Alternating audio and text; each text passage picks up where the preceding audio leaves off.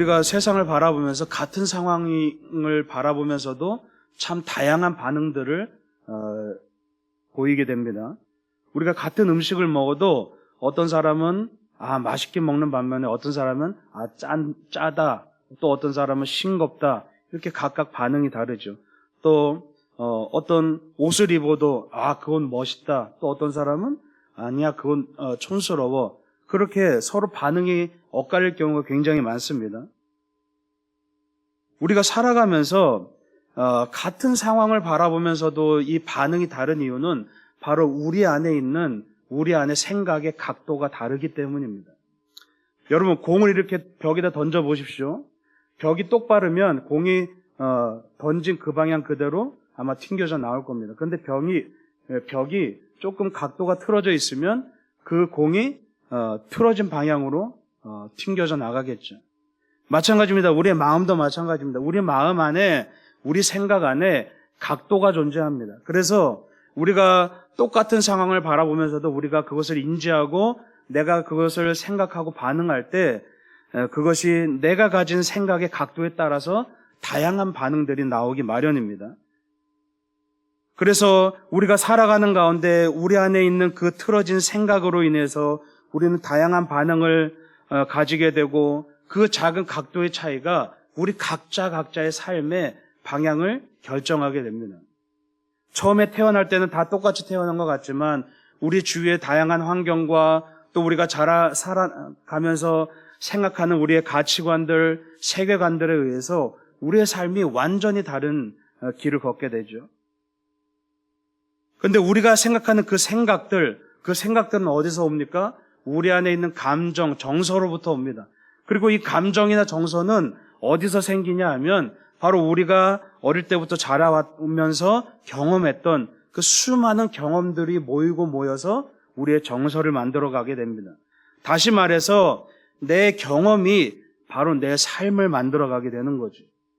그런 의미에서 우리가 신앙생활을 하면서도 내가 예수님을 경험하느냐 경험하지 않느냐, 이게 바로 우리의 인생뿐만 아니라 우리의 영생을 좌우하게 된다는 것을 여러분 기억하시기 바랍니다. 그래서 우리가 이 자리에 함께 모여서 예배를 드리지만 그것이 중요한 것이 아니라, 이 예배에 참석하는 것이 중요한 것이 아니라, 내가 이 예배 가운데서 정말 주님을 경험하느냐 경험하지 않느냐, 주님을 만나느냐 만나지 못하느냐가 바로 우리의 영생을 좌우한다는 얘기입니다. 이것은 어마어마한 차이를 가지고 있죠. 겉으로 볼 때 우리 각자의 모습은 대동소이합니다. 다를 바 없습니다. 그러나 우리 안에서 정말 우리 안에서 영적인 생명이 좌지우지 되는데, 바로 그것은 내가 지금 이 순간에, 이 예배드리는 이 순간에 예수님을 만나느냐 만나지 못하느냐에 따라서 그것이 결정된다는 겁니다. 오늘 이 말씀도 마찬가지입니다. 예수님께서 끊임없이, 이 요한복음에 보면 예수님께서 끊임없이 유대인들과 또 예수님을 이해하지 못하는 수많은 사람들과 심지어 제자들과 계속해서 갈등하는 그런 모습들이 나옵니다. 오늘 말씀에도 마찬가지로 유대인들이 수많은 기적을 베풀면서 다니시는 예수님을 어떻게든 모함하려고 하는 그 가운데서 예수님께서 유대인들에게 너희가 내가 아무리 이야기를 해주고 아무리 내가 하나님의 아들인 것을 보여줘도 너희들이 나를 믿지 않는다라고 그렇게 질책하고 있습니다. 왜 그랬습니까? 여러분, 유대인들은 어떤 사람이었습니까? 누구보다 메시아를 기다렸던 사람입니다. 누구보다도 하나님을 잘 믿는다고 자부했던 사람들이고, 누구보다도 주님을 위해서, 하나님을 위해서 생명까지도 아낌없이 내어주겠다고 다짐했던 사람들입니다. 어떻게 보면 여러분, 여기 계신 여러분들 가운데 아마 유대인들보다 신앙이 좋다고 말할 수 있는 사람은 아마 거의 없을 겁니다. 우리 평생을 살아오신 우리 장로님들조차도 아마 이 유대인들이 가지고 있는 신앙보다 더 신앙이 좋느냐? 더 철저하게 주님의 말씀을 따르느냐? 우리가 뭐라고 말할 수 없을 정도로 그렇게 유대인들은 정말 평생을 그 말씀을 붙들고 그 율법을 붙들고 살았던 사람들입니다. 그런데 그런 유대인들에게 정말 하나님을 위해서 자기 인생을 모두 다 바치고 살았던 그 유대인들에게 지금 예수님께서는 너희들이 나를 믿지 않는다라고 그렇게 질책하고 계십니다. 왜 그렇습니까? 그들이 정말 율법은 잘 따르고 전통은 잘 따르고 그 구약의 말씀들은 잘 따르면서 정말 목숨보다도 더 소중하게 하나님을 소중하게 여기면서 살았지만 정작 그들이 예수님을 만나지 못했기 때문이라는 겁니다. 정작 바로 앞에서 예수님을 만났지만 예수님을 받아들이지 못했기 때문입니다. 왜 그렇습니까? 그들 안에 있는 그들의 마음 가운데, 그들의 생각 가운데 이미 다른 것들이 가득 차 있어서 예수님이 들어올 자리가 없었습니다. 예수님을 받아들일 만한 그러한 자리가 그들에게는 그 공간이 없었습니다. 그래서 오히려 그들은 예수님을 핍박하기 시작하죠. 평생 동안 메시아를 기다려왔지만 자기들이 생각하는 메시아와 예수님의 모습이 달랐기 때문에 메시아는 이러이러한 모습으로 오셔야 되는데 예수님은 전혀 다른 모습으로 오셨기 때문에 그들은 끝까지 그 교리의 노예가 되어서 끝까지 예수님을 받아들이지 못하고 예수님을 오히려 핍박하는 그런 모습을 보이게 됩니다. 여러분, 오히려 이 요한복음에 살펴보면 어떤 사람들이 예수님을 받아들였습니까? 아무런 배움도 없던 사람들, 아무런 신앙도 없던 사람들. 그래서 정말 사람들이 볼 때 저 사람은 타락한 인간이야. 저 사람은 죄 지은 사람이야. 저 사람은 죄로 인해서 병이 생겼던 사람이야. 저 사람은 죄로 인해서 앞을 못 보는 사람이야. 저 사람은 얼마나 많은 죄가 있길래 도대체 38년 동안 그렇게 병을 고치지 못하고 저렇게 살았지? 그렇게 사람들이 손가락질하던 오히려 그 사람들이 예수님을 만나고 예수님을 발견하고 예수님으로 인해서 그들의 삶이 완전히 뒤바뀐 모습을 보게 되죠. 여러분, 주님을 믿는다는 것은 뭡니까? 우리가 교리를 따라야 되기도 합니다. 율법을 따라야 되기도 합니다. 교회에서 만들어 놓은 규칙을 따라야 되기도 합니다.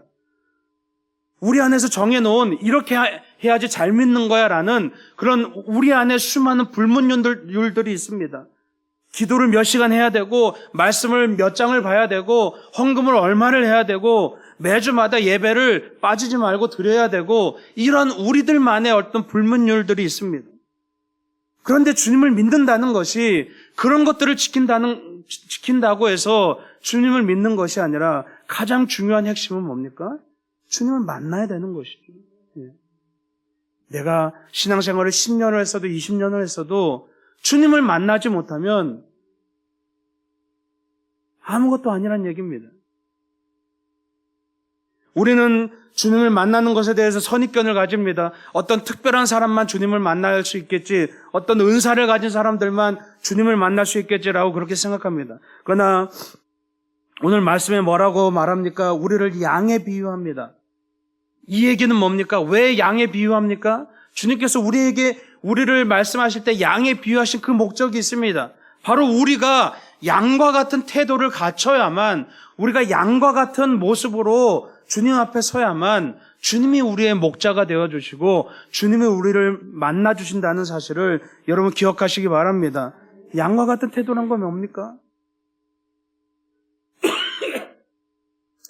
여러분, 우리 잘 알죠? 우리가 오랫동안 이 비유를 얼마나 많이 들어왔습니까? 우리가 양이라고 하면 얼마나 어리석은 동물입니까? 정말 어리석은 동물인데 주님은 오늘 말씀의 양의 비유를 통해서 우리로 하여금 너희들 양과 같이 되어야 돼. 그래야만 나를 만날 수 있어라고 오늘 말씀하고 있습니다. 여러분, 믿으면 구원받는다는 뜻이 단순히 내가 일방적으로 나 혼자만 믿다가 죽어서 천국 간다는 뜻이 결코 아닙니다. 믿는다는 것은 뭡니까? 주님과 함께 오늘을 살아가는 겁니다. 주님을 만나는 겁니다. 왜 만나라고 계속 이야기합니까? 만난다는 것은 내가 일방적으로 내가 믿는 것이 아니라 바로 주님과 내가 함께 교제하고 함께 내가 주님을 만나는 것과 마찬가지로 주님도 나를 만나셔야 된다는 얘기입니다. 그냥 나만 일방적으로 나 주님 믿습니다. 그래서 되는 문제가 아니라는 얘기입니다. 내가 주님을 만나고 주님도 나를 만나셔야 된다는 얘기입니다. 그래서 내가 오늘 주님과 함께 살고 오늘 내가 구원을 받고 오늘 하나님 나라를 살아가는 것, 그게 바로 구원인 것을 여러분 믿으시기 바랍니다. 믿음은 지금의 문제입니다. 바로 이 순간의 문제입니다. 내가 지금 주님을 만나고 있느냐, 내가 정말 양과 같이 되어서 내가 주님을 목자로 따르고 있느냐, 내일이 아니라 모레가 아니라 지금 이 순간 내가 주님을 목자로서 그렇게 졸졸 따라다니고 있느냐, 그 문제라는 얘기죠. 그래서 예수님께서 날 책임지시고 나와 함께 하시느냐의 그 문제라는 얘기입니다.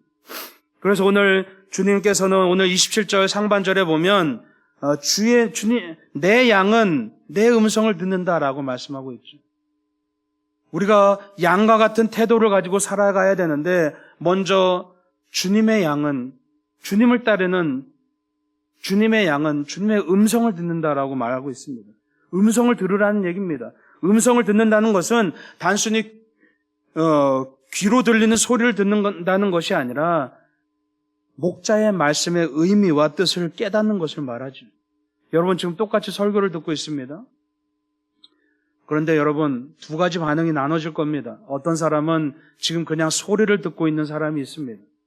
또 어떤 사람은 이 말씀의 의미를 깨닫고 있는 사람이 있습니다. 의미를 깨닫지 못하고 소리를 듣는 사람은 사실은 이 설교를 통해서 아무런 가치를 느끼지 못하죠.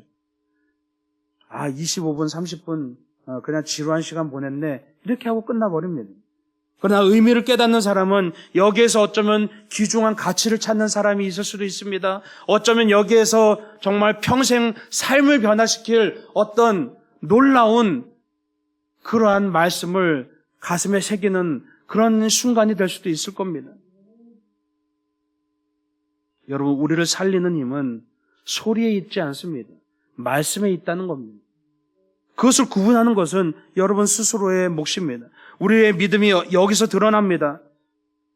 이 말씀을 주님의 음성으로 귀하게 듣는 사람은 주님의 양이 될 것이고 내 삶이 변할 것입니다. 그러나 이 말씀을 그저 하나의 소리로 그냥 흘려듣는 사람은 이것이 말씀이 아니라 그냥 여러 잡다한 소리 중에 하나가 될 뿐이죠.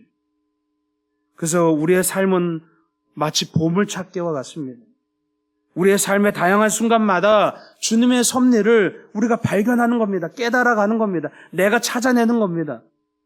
주님의 은혜는 여기저기 가득합니다. 주님의 은혜는 어떤 특별한 시점에 특별한 사람에게만 특별할 때 임하는 것이 아니라 주님의 은혜는 편만하다는 겁니다. 주님의 은혜는 이미 우리 안에 가득하다는 겁니다. 여러분 마치 어릴 때 우리가 소풍 갔을 때 온 사방에 널려진 그 보물들, 그 숨겨진 보물들 내가 열심히 찾아다니는 것 같이 신앙생활이란 건 뭡니까? 우리 하루하루의 삶이, 우리의 일상이 보물찾기와 같다는 얘기입니다. 여러분 그러면 생각해 보십시오. 오늘 우리 하루하루의 삶이 얼마나 재밌겠습니까? 얼마나 즐겁겠습니까? 그래서 천상병 시인이 기천이라는 시에서 그렇게 말하죠. 나 하늘로 돌아가리라. 이 세상 끝내는 날 하늘로 가서 소풍을 끝내고 이 세상에서 삶을 소풍에 비유하면서 즐거웠다고 말하겠다라고 그렇게 말합니다. 여러분 우리의 하루하루가 마치 보물찾기와 같은 겁니다. 날마다 내 삶에서 숨겨져 있는 주님의 은혜들을 찾아내는 겁니다. 얼마나 재밌습니까? 물론 우리 하루하루의 삶 가운데 고통도 찾아오고 두려움도 찾아오고 스트레스도 찾아오고 어려움도 찾아옵니다. 그러나 그 가운데 숨어있는 하나님의 은혜를 발견하지 못하면 고통이 고통일 뿐입니다. 스트레스가 스트레스일 뿐입니다. 두려움이 두려움일 뿐입니다. 거기로 그쳐버립니다. 그러나 하나님의 말씀을 깨닫는 사람은 그 고통 가운데 숨겨져 있는 하나님의 은혜를 발견할 줄 압니다. 그 두려움 가운데 숨겨져 있는 하나님의 놀라운 그 뜻, 하나님의 놀라운 섭리, 하나님의 때를 발견할 줄 압니다. 그래서 로마서 10장 17절에 뭐라고 말씀하고 있냐면 그러므로 믿음은 들음에서 나며 들음은 그리스도의 말씀으로 말미암았느니라라고 말씀하고 있죠. 믿음은 들음에서 낳는 겁니다. 듣는다는 건 뭡니까? 내가 내 삶 가운데서 하나님의 말씀, 하나님의 뜻, 하나님의 은혜들을 내가 발견해 나가고 내가 내 삶에서 듣는 겁니다. 그 가운데서 내가 깨닫는 겁니다. 거기에 믿음이 있다는 얘기입니다. 그래서 주님의 음성을 듣는다는 뜻은 다양한 소리들 가운데 주의 말씀을 분별해낸다는 뜻도 가지고 있습니다. 무엇이 주님이 하시는 말씀인지, 어느 것이 주님의 뜻인지, 어느 게 주님의 섭리인지 우리가 깨닫는 것이죠. 우리가 그 가운데서 구별해내는 겁니다. 그래서 끊임없이 우리가 들으려고 하는, 끊임없이 귀를 열고 마음을 열고 끊임없이 내 삶 속에서 내 삶의 순간순간 모든 일상들 가운데서 별것 아니라고 느껴지는 그 모든 상황들 가운데서도 하나님의 목소리를 들을 줄 아는 것, 하나님의 은혜를 깨달을 줄 아는 것, 그것이 바로 믿음인 것을 여러분 기억하시기 바랍니다. 그게 바로 양의 태도라는 겁니다. 그게 바로 양의 모습이라는 얘기입니다. 두 번째로 주님의 양은 주님을 따른다고 말하고 있습니다. 그래서 27절 하반절에 나는 그들을 알며 그들은 나를 따르느니라 라고 말씀하고 있습니다. 여기서 이 따르다라는 말의 어원은 모방하다, 동반하다, 꽉 달라붙다 이런 뜻을 가지고 있습니다. 다시 말해서 주님을 따른다는 뜻은 주님을 닮아가는 겁니다. 모방하는 겁니다. 지금 여기 모여서 설교를 듣고 있는 여러분들 모두도 사실은 우리가 이 말씀을 들으면서 주님을 자꾸만 닮아가고 모방하는 겁니다. 아, 주님이 이렇게 하셨으니까 나도 한번 해봐야지. 여러분, 우리가 아이들을 키울 때 어떻습니까? 아이들이 부모의 모든 것을 닮아갑니다. 아이들이 선천적으로 DNA가 부모를 닮는 것도 있지만 어려서부터 부모와 함께 자라가면서 부모의 모든 것을 닮습니다. 여러분, 어쩌다 보면 어린아이들이 가끔씩 막 어른스러운 말을 하잖아요. 그렇죠? 그럼 우리 그걸 보고 막 신기해요. 야, 어떻게 저 나이 때 저런 얘기를 하지? 근데 사실은 그 아이가 어떤 생각이 있어서 그 말을 하는 것이 아니라 사실은 부모가 했던 말을 기억했다가 그냥 그대로 읊조리는 것뿐이거든요. 그런데 그 모든 것들이 모여서 자신의 가치관을 형성하지. 어린아이는 부모의 모든 것을 모방하면서 나중에 커서 성인이 되어갑니다. 마찬가지로 신앙생활도 마찬가지입니다. 우리가 예수님을 모방하는 겁니다. 믿음이라는 건 모방입니다. 예수님을 따라가는 겁니다. 여러분의 삶도 자꾸만 예수님을 모방하시기 바랍니다. 우리가 예수님만 아닙니다. 여러분 분명히 기억하십시오. 때로는 우리가 부담감이 가질 때가 있습니다. 설교를 들으면서 때로는 우리가 영적인 감수성이 예민하신 분들은 막 설교가 부담스러워요. 듣기가 너무 힘들어요. 왜요? 마음에 막 부대끼니까. 그래서 어쩔 때는 저도 그런 얘기 많이 듣습니다. 목사님 설교를 좀 소프트하게 해주세요. 좀 말을 좀 돌려서 해주세요. 듣기에 너무 불편해요. 부담스러워요. 근데 그 얘기는 뭔지 아세요, 여러분? 여러분 스스로가 영적인 감수성이 민감하다는 얘기예요. 사실 우리는 여러분 이 설교가 부담스러워야 됩니다. 많은 사람들이 설교 듣고 나서 예배 끝나고 나서 돌아가면서 오늘 설교 은혜 받았다. 오늘 설교 정말 들으면서 내가 위로받았다. 거기서 끝나버립니다. 여러분에게 위안만 주는 설교라면, 여러분에게 그냥 편안함만 주는 예배라면 도대체 그 예배가 우리의 삶에 어떤 변화를 이끌어낸다는 얘기입니다. 여러분 가서 TV를 틀면 나에게 위안을 주는 수많은 방송 프로그램들이 즐비하게 늘려져 있습니다. 거기서 우리는 얼마든지 위안을 얻고 위로를 얻을 수 있고 마음의 편안함을 얻을 수 있습니다. 그런데 이 자리에까지 와서 우리는 편안함을 찾으려고 합니다. 그리고 듣기에 즐거우면 우리는 은혜 받았다라고 이야기합니다. 적어도 일주일에 이 1시간만큼은 여러분 마음에 부담이 있었으면 좋겠습니다. 적어도 일주일에 이 1시간만큼은 물론 세상에서 힘들고 어렵게 살았다 할지라도 내 영혼에 부담이 있었으면 좋겠습니다. 내 영혼에 부담이 없는 말씀이 어떻게 말씀이 될 수 있습니까? 내 영혼에 부담이 없는 예배가 어떻게 예배가 될 수 있습니까? 내 골수를 찔러 쪼개지 않는 그런 말씀이 어떻게 말씀이 될 수 있겠냐는 얘기입니다. 우리가 물론 예수님처럼 살 수 없습니다. 영적인 부담감을 가지고 살아갑니다. 그러나 여러분 기억하십시오. 우리가 예수님은 아닌 겁니다. 자꾸만 우리가 예수님이 되려고 하니까 자꾸만 마음이 어렵고 힘든 겁니다. 우리는 예수님이 아닙니다. 우리는 단지 예수님을 닮아가려고 모방하려고 노력하고 있는 어린아이일 뿐이라는 것을 여러분 기억하시기 바랍니다. 우리는 양일 뿐입니다. 우리는 목자가 아닙니다. 내 스스로가 양이라는 것을 우리는 항상 기억해야 됩니다. 예수님께서 사랑하라고 말씀하십니다. 심지어 원수를 사랑하라고 말씀하십니다. 어떻게 사랑합니까? 내 옆에서 투닥대는 내 이웃도 사랑하지 못하는데 어떻게 원수를 사랑합니까? 내 옆에 성도도 사랑하지 못하는데 어떻게 원수를 사랑합니까? 그냥 단지 우리는 예수님이 그렇게 하셨으니까 우리도 그것을 모방하고 닮아가려고 그저 사랑하려고 노력하는 것뿐입니다. 우리는 평생 그냥 사랑하려고 노력하다가 끝나버리는 겁니다. 용서하라고 말씀하십니다. 70번씩 7번이라도 용서하라고 말씀하십니다. 어떻게 용서합니까? 그냥 용서하려고 노력하는 것뿐입니다. 평생 우리는 용서하려고 노력하는 것뿐입니다. 나누라고 말씀하십니다. 네 모든 것을 다 나눠주고 나를 따르라고 말씀하십니다. 어떻게 다 나눠줍니까? 그냥 나눠주려고 노력하는 것뿐이죠. 여러분 기억하시기 바랍니다. 여러분은 목자가 아니라는 것. 우리는 양이라는 것을 여러분 기억하시기 바랍니다. 그리고 양이 목자를 따르듯이 우리는 그저 예수님을 따라서 예수님을 모방해서 예수님을 닮아가려고 애쓰는 것이 우리의 이 100년의 인생이 되어야 된다는 얘기죠.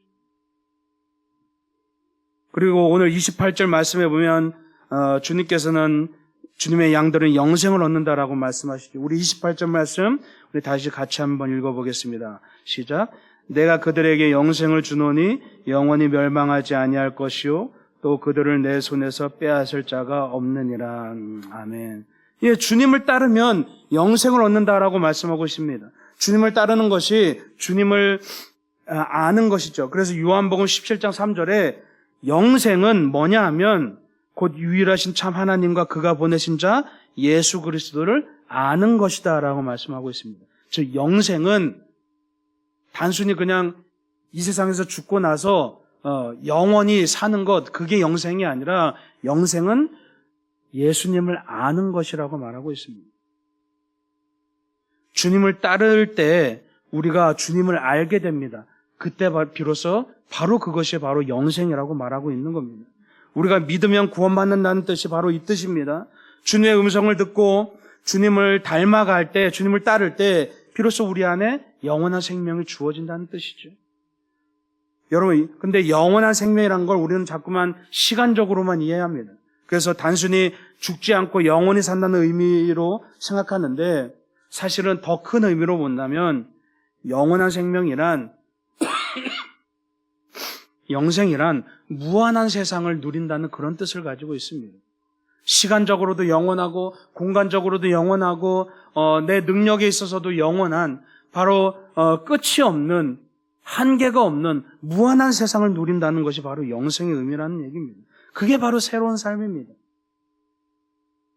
그리고 주님께서 영생을 주신 그 양들에게 위대한 약속 하나를 더 주셨습니다. 오늘 말씀해 보면 그들을 주님의 손에서 빼앗을 수 없다라고 그렇게 말하고 있습니다. 여러분, 목자가 지키면 양은 안전합니다. 그러나 여러분, 양이 목자를 떠나면 어떻게 됩니까? 바로 그 순간 맹수가 달려들지. 여러분, 천국과 지옥은 한 끗 차이입니다. 양이 목자와 함께 있으면 거기가 천국인 겁니다. 지옥은 어떤 곳입니까? 목자를 떠난 곳이 지옥인 겁니다. 그래서 천국과 지옥은 우리 삶 속에서도 한 끗 차이입니다. 내가 주님과 함께 있느냐, 함께 있지 않느냐, 거기에 천국과 지옥이 갈린다는 얘기입니다. 그래서 하나님의 나라는 주님과 함께 있는 곳이 하나님의 나라인 줄 여러분 믿으시기 바랍니다. 그래서 우리가 양과 같은 존재가 될 때, 즉 목자를 졸졸 따라다니는 양과 같은 존재가 되어서 주님을 따라갈 때, 주님과 함께 할 때 비로소 하나님의 나라가 우리 가운데 임한다는 사실을 여러분 기억하시기 바랍니다. 여러분, 우리가 믿으면 구원을 받습니다. 그런데 이 말을 풀어서 하자면 주의 음성을 듣고 주님을 따르면 비로소 우리가 영생을 누린다는 바로 그런 뜻입니다. 믿음이란 건 듣고 따르는 겁니다. 그래서 내 의지와 결정이 중요합니다. 같은 상황에서 다양한 결정과 다양한 반응이 나오듯이 주님 앞에서 우리는 다양한 결정을 하게 됩니다. 어떤 사람은 주님을 내 삶의 한 부분으로 인정합니다. 주님, 내가 내 삶에 별로 부족한 것이 없습니다. 그러니까 주님은 내 삶의 이 부족한 요 부분을 좀 맡아주십시오. 주님을 내 삶의 한 부분으로 인정하는 사람들이 있습니다. 그들은 주님을 따르지 않습니다. 그저 주님을 내 삶의 하나의 도구로 이용할 뿐입니다. 그러나 그 한편에 주님, 내 삶에 아무런 희망이 없습니다. 내가 할 줄 아는 것이 아무것도 없습니다. 주님, 내 안에 아무런 희망이 없습니다. 주님이 나를 이끌어 주십시오라고 주님을 내 전부로 그렇게 받아들이는 사람들이 있습니다. 38년 된 명자가 그랬고요. 사마리아 여인이 그렇습니다. 비로소 그들이 주님과 함께 새로운 삶을 살게 된다는 것을 여러분 기억하시기 바랍니다. 예수님께서 우리를 양으로 비유하셨습니다. 그 말은 우리가 참 무지하고 어리석고 연약한 존재라는 뜻입니다. 양은 절대로 여러분 목자 없이 생존할 수 없습니다. 제가 젊을 때 태백의 목장에서 양을 키워봤잖아요. 정말 멍청해요. 진짜 제가 양을 키워보니까 이 성경 말씀에 왜 양으로 비유했는지 알겠더라고요. 정말 멍청해요. 진짜 목자 없이는 집으로 찾아갈 수도 없고, 목자 없이는 풀을 뜯어 먹을 수도 없고, 목자 없이는 그냥 그 자리에서 죽어버려요. 정말 멍청해요. 그제서야 깨닫겠더라고요. 왜 우리를 양에 비유했는지. 우리가 그렇게 절망스러운 존재라는 겁니다. 그런데 그렇게 절망스러운 존재면서도 이 100년도 안 되는 인생을 자신을 의지하면서 사는 우리의 인생이야말로 얼마나 어리석습니까? 여러분, 양이라는 이미지에는 두 가지의 상반된 이미지가 중첩되어 있습니다. 뭐냐면 절망과 희망입니다. 스스로 아무것도 할 수 없다는 절망, 그리고 목자의 음성을 듣고 따르면 살 수 있다는 희망, 이 두 가지가 중첩되어 있는 것이 바로 양의 존재라는 얘기입니다. 바로 주님께서 이것을 원하시는 겁니다. 오늘 우리를 양으로 비유하시면서 주님께서 원하시는 것은 너희도 양과 같은 존재가 되어라. 그 얘기는 뭡니까? 너희 삶에 있는 절망을 봐라. 네가 아무것도 스스로 할 수 없다는 그 절망을 깨닫고 목자가 아니고서는 도저히 살 수 없다는, 오직 주님만이 유일한 희망이라는 그 희망을 바라보라는 얘기입니다. 그래서 우리 안에서 절망과 희망을 함께 바라볼 때 비로소 주님께서 우리의 목자가 되어주시고 우리를 영원한 길로 인도해 주신다는 것을 여러분 기억하시기 바랍니다. 그래서 이 땅에서 나를 믿고 내 힘으로 살려고 하는 그 허망한 우상의 존재를 내려놓고, 나라는 우상 숭배를 내려놓고 언제나 주님만 의지하고 유일한 희망 되시고 유일한 길이 되신 주님만을 바라보면서 그렇게 양과 같이 주님만을 따라서 다른 데 돌아보지 않고 주님만을 바라보면서 걸어가는 여러분 되시길 간절히 축원합니다. 기도하겠습니다.